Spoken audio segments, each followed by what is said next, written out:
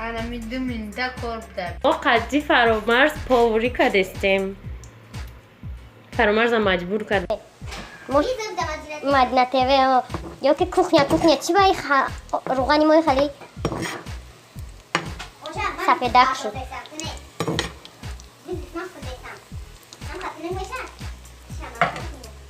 میشه فرامرز از بیا خود میگم نمیدونم اونجا چی گفته.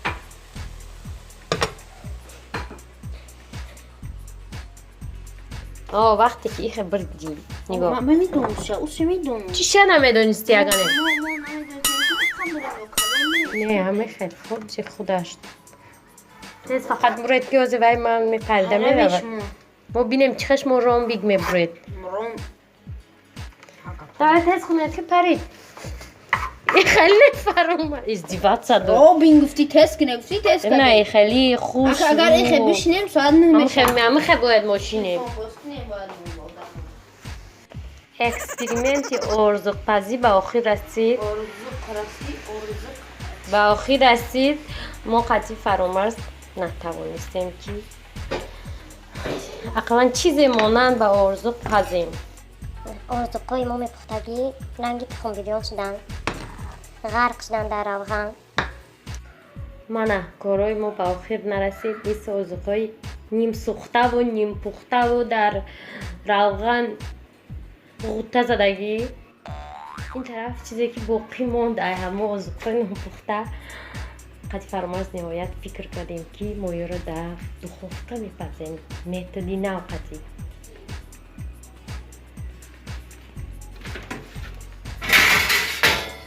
برای که ما دیگه راه نداریم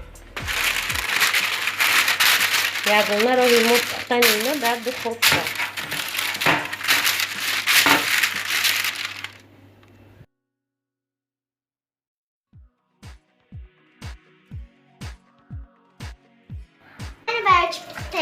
برای که مهمان میه خسرو شده اینجا موندیم گویا همش هم خیلی خسرو بود با نشان تا ندم در اینجا پختگیم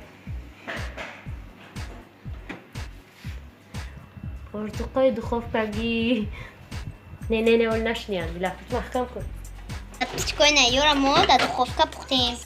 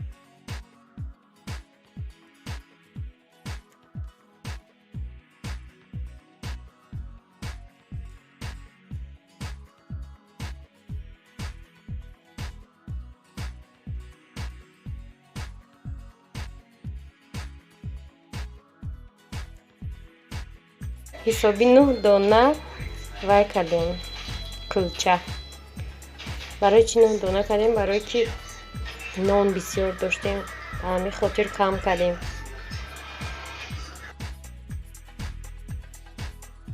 این کلچه ما تیار شد این تا خانه بیاییم подписчика که کلچه را دوست ندارن لایک مونن